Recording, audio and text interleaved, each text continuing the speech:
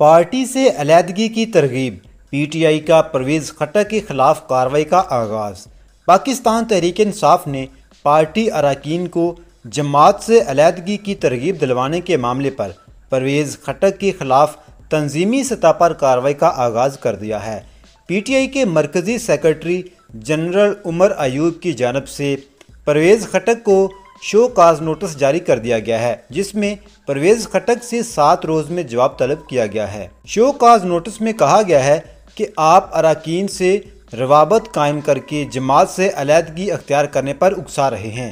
Notice میں کہا گیا ہے کہ پرویز خٹک 7 دن میں اس تاثر کے حوالے سے اپنا مفصل جواب داخل کریں۔